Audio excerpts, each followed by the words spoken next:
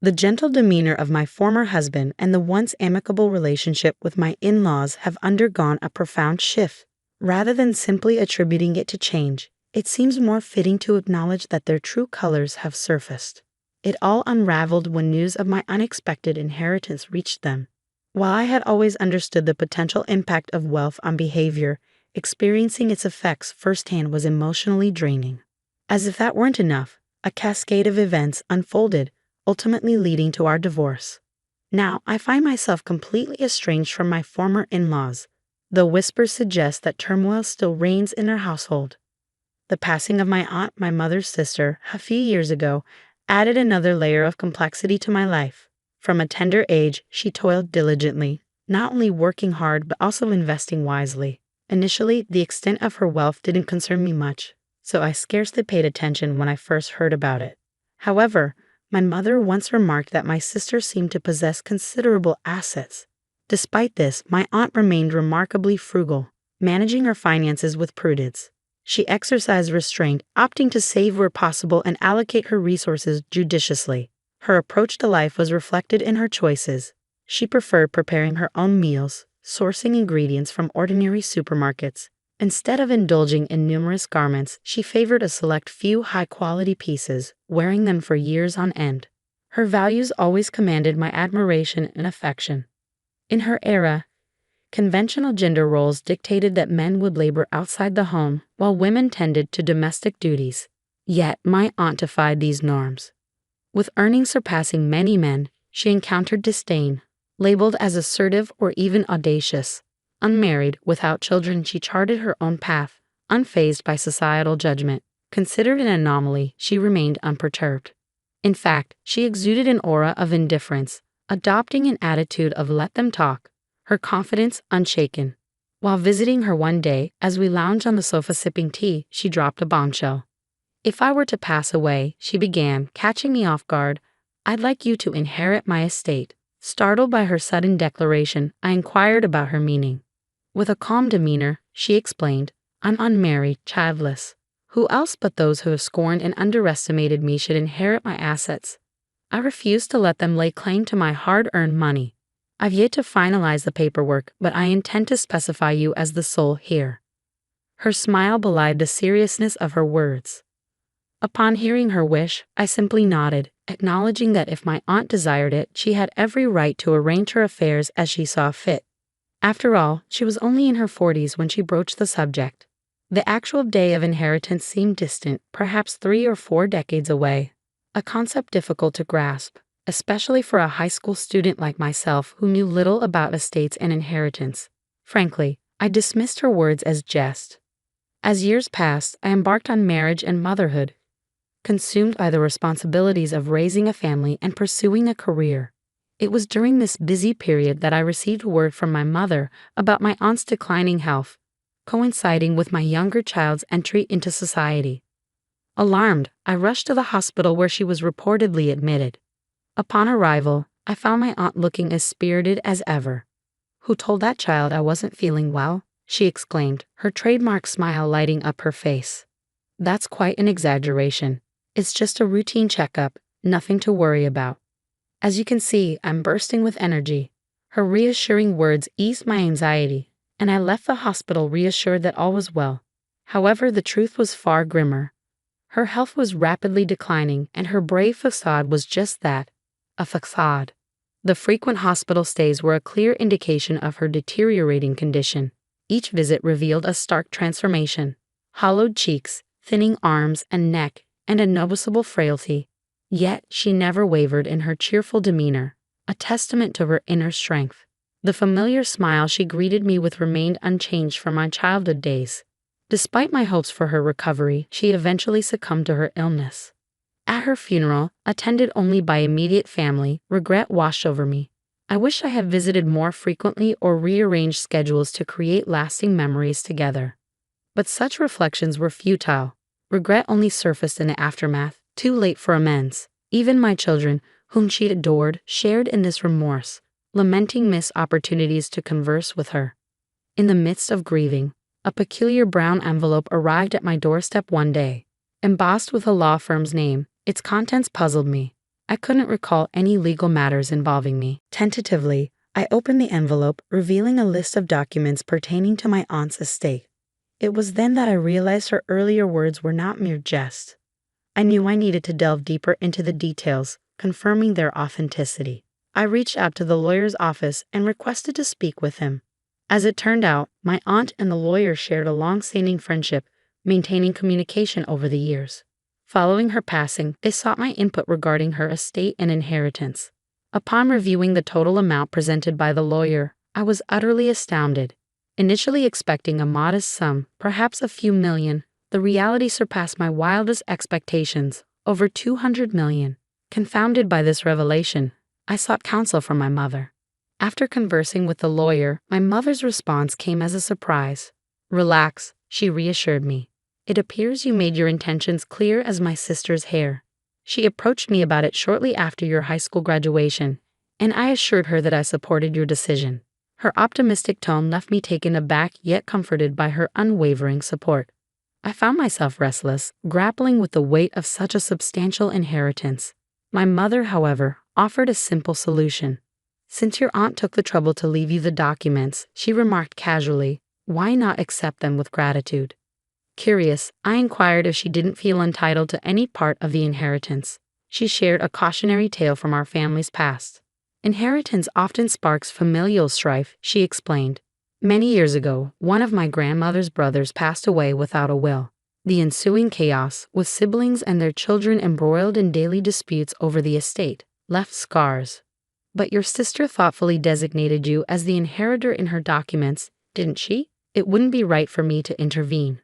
However, do tread carefully with your in-laws and husband," she added with a nostalgic sigh, reminiscing about bygone days. Despite her advice, I dismissed any concerns, confident that my husband wouldn't fret over such matters. Little did I know, reality would soon veer in an unexpected direction. A few days later, my ex-husband, his demeanor somewhat unsettled, broached the subject. "Could that document from the lawyer's office be related to the estate?" he queried. Surprised, I pondered how he knew about it. Yet, with nothing to hide, I confessed. His eyes sparked with interest, and he wasted no time in probing about the inheritance's magnitude. A sense of unease settled over me as I observed my husband's smug demeanor. Desperate to shift the conversation, I hastily threw out a figure, estimating the inheritance at around $7 million. Yet, his keen intuition detected the disparity, prompting him to press further, insisting on a thorough investigation. Initially, I brushed off his persistence with indifference, but as his inquiries persisted, annoyance crept in. "I've already told you, it's $7 million, I retorted firmly, exasperated by his insistent probing. His demeanor shifted inexplicably the following day, as he began to ignore me altogether. The sudden coldness caught me off guard. Being treated with such indifference was unfamiliar territory. Both of us, driven by pride, maintained our silence, allowing 2 months to pass in strained silence. During this tense period, my former in-laws, typically meticulous about announcing their visits, arrived unannounced. The unexpected appearance left me apprehensive, wondering if something significant had occurred to prompt their sudden visit. "We've heard about your recent inheritance from your aunt, over $100 million, isn't it?" my ex-father-in-law remarked, with my ex-mother-in-law nodding in agreement, her smile wide. "Our home is showing its age, and we've been contemplating renovations. We're proud of our son for marrying someone as wonderful as you. How about we expand the house and include a room for you as well? It's a golden opportunity, don't you think? Why not consider living together?" Their proposal left me reeling. Not only was I astonished that my ex-husband knew the precise amount of my inheritance, but I was also taken aback by my in-laws' audacity in considering using the money for their own benefit. Excitement bubbled between them as they delved into details, discussing upgrades like an island kitchen and making the house more accessible. Unable to contain my dismay, I interjected, "Please refrain from making decisions without consulting me." Undeterred, they continued, mentioning they had already sought a cost estimate. It was evident they were banking on my inheritance, oblivious to the impropriety of their actions. Feeling overwhelmed by the day's events, I struggled to find the right words. Preferring to avoid an emotional outburst, I simply requested that my in-laws leave for the day. Later that evening, when my husband returned from work, I confronted him. Initially evasive, he eventually confessed to snooping through my belongings, discovering the bank book detailing my inheritance. Its usual place was tucked deep inside my dresser, indicating he had thoroughly searched the room. His invasive behavior left me deeply disappointed. I recounted the day's events with his parents, expecting understanding or remorse. Instead, to my astonishment, he justified his actions. As a couple, our finances are shared, he argued. Your inheritance is as much mine as it is yours. It's only logical to use it for renovating my parents' house. In fact, you're in the wrong for concealing the true amount of the inheritance. Despite my attempts to reason with him, my ex-husband remained steadfast in his belief that my parents' actions were justified, placing the blame squarely on me. His insistence on this single incident was exasperating enough. But what came next left me dumbfounded. In the midst of our conversation, he casually dropped the bombshell that he had quit his job. Caught off guard, I demanded clarification. His response only added to my disbelief. With your newfound wealth, I don't see the need for me to work, he explained nonchalantly. Why subject yourself to the stress and discomfort of a job when we can lead a carefree life, supported by your finances? Renovating my parents' house would elevate your status as their daughter-in-law, bringing only benefits. Why are you so opposed when it's all advantages? His words, delivered with an air of frustration, left me feeling utterly disillusioned. It was clear he was beyond reasoning with. I expressed my willingness to consider the renovation but made it clear that I wouldn't be funding it. This sparked another furious outburst from my ex-husband. The plans are already in motion, he spat angrily. At that point, I ceased to engage, choosing instead to ignore his tirade. The following day, my ex-husband arrived with his parents, asserting that the situation had changed. Changed? You're the one making decisions without consulting me, I retorted, frustration seeping into my voice. Even if I had agreed, why would I be obligated to fund it? This money isn't meant for renovating your parents' house or supporting a son who quit his job without discussion. After all the kindness we've extended to you, and now in light of your newfound wealth, you have the audacity to call me stingy. Disillusioned by their true nature, I declared there was nothing left to discuss and urged them to leave. My ex-husband, sensing the gravity of the situation, panicked. Are you saying we're getting divorced over this? He stammered anxiously. I responded calmly, informing him that we would discuss the matter with a lawyer. With that, I escorted them out and retreated to a business hotel, seeking solace amidst the turmoil. Despite my attempts to sever ties, my ex-husband persisted, bombarding me with messages professing his refusal to accept divorce and insisting he still loved me. I responded with a blunt truth. He likely loved my money, not me, before silencing my phone. The following day, seeking solace and counsel, I turned to my parents, divulging the harrowing events that had unfolded. While they were disappointed, their lack of shock spoke volumes. When the conversation turned to my future, I made it clear that divorce was the only option I entertained. My mother urged me to stand firm, recognizing his reluctance to let go. They also advised me to delve deeper, to uncover any additional wrongdoing. Driven by a need for closure, I engaged a detective agency, uncovering unsettling truths about his nocturnal activities. The discovery, coupled with my personal boundaries, solidified my resolve. Armed with newfound clarity, I sought out a seasoned divorce lawyer, initiating the legal proceedings necessary to untangle myself from my then-husband's grasp. Naturally, my ex-husband didn't take my decision well. It wasn't merely a refusal. He demanded compensation and asset division, insisting, if you want a divorce, pay up. However, when our lawyer clarified that my inheritance didn't qualify as marital assets and thus wasn't subject to division, he vehemently protested, refusing to accept the verdict. When confronted with a hypothetical scenario by the lawyer, if he would share his inherited assets with me, he fell silent, unable to justify his position. Despite the lawyer's efforts to reason with him, my ex-husband remained obstinate. Tears welled in his eyes as he pleaded with me to foot the bill for the renovations. Naturally, I refused, leaving him crestfallen. Later, I learned that he had already completed the renovations, assuming I would foot the bill.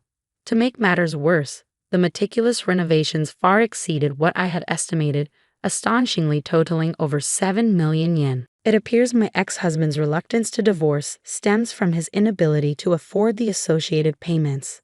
This reinforces my stance that I shouldn't be responsible for funding the renovations of his parents' home, regardless of our marital status. Despite this, he shamelessly attempted to negotiate, proposing that I cover half of the costs. However, his efforts were swiftly thwarted when my lawyer threatened legal action for extortion. Undeterred, my ex-husband's parents took matters into their own hands, appearing unannounced at my family's home.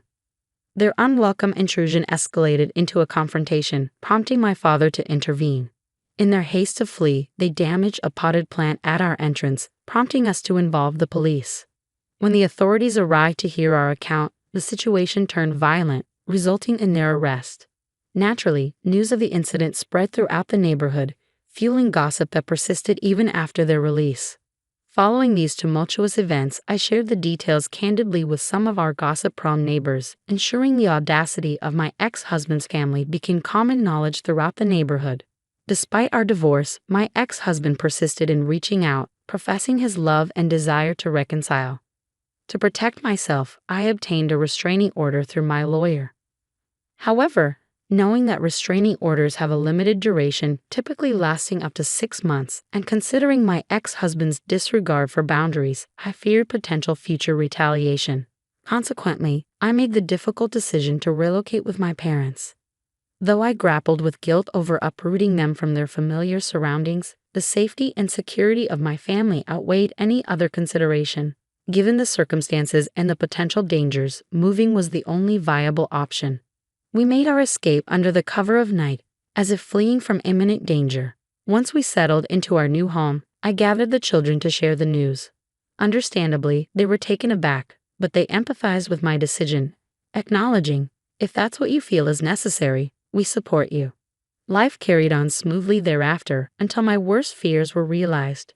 Despite the restraining order, reports surfaced of my ex-husband lingering around our former family home. A vigilant police officer intervened, questioning him and discovering a small knife concealed in his pocket, leading to his arrest.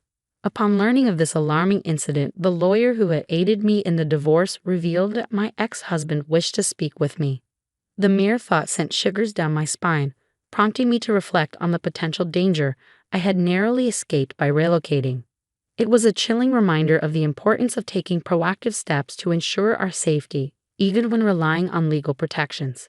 In the end, my ex-husband's release came sooner than expected, as fortunately, no one had been harmed. However, the thought of returning to the site of our former family home filled me with overwhelming fear. For a while, I lost touch with news of my ex's whereabouts. However, a friend residing near his family home kept me informed. According to them, following the completion of the renovation, heated arguments over financial matters erupted almost daily. The echoes of disputes such as "you took out the loan in your name, so you deal with it," or "this house belongs to our parents, so they should foot the bill," reverberated loudly enough to discern the exact dialogue. Moreover, despite the recent renovations, the unsettling sounds of objects being smashed were all too frequent. On occasion, the police were even summoned to intervene. Amidst the chaos, blame for the divorce was often cast my way or directed at others who had supposedly condoned it. Before the inheritance debacle, our relationship had been relatively amicable, and the bond between my ex-husband and his father had been strong. It's disheartening to witness how money has tainted these once cherished relationships. My mother's words about the transformative power of wealth now ring painfully true. In the midst of the chaos, I overhear my ex-mother-in-law's shrill voice admonishing my ex-husband to find a job already, met with his sharp retort of "shut up." It's evident he's still unemployed, and given his age, prospects for employment seem bleak.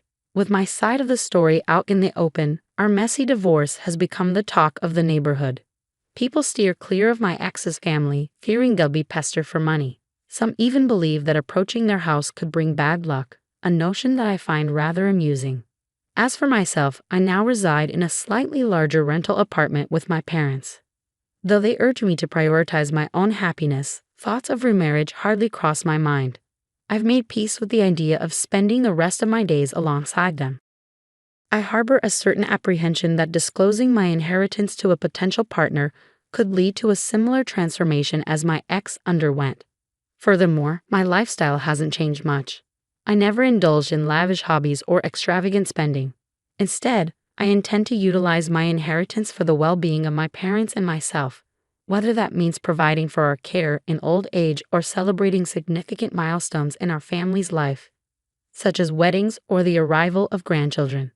The inheritance I received isn't the kind of sum that can be squandered with frivolous spending. It represents the legacy left behind by my esteemed aunt, and I am determined to handle it with the same care and prudence that she demonstrated. Lately, as I've been working part-time, I've also been delving into the world of investments and financial management. It's a complex field that commands respect, and it deepens my admiration for my aunt's astute handling of her finances over the years. While my parents and I lead contented lives, snippets of news occasionally filter through about the precarious situation my ex-husband and his family find themselves in. However, since our divorce, they are now strangers to me. Whatever challenges they may be facing, I hope they find resolution without entangling others in their affairs.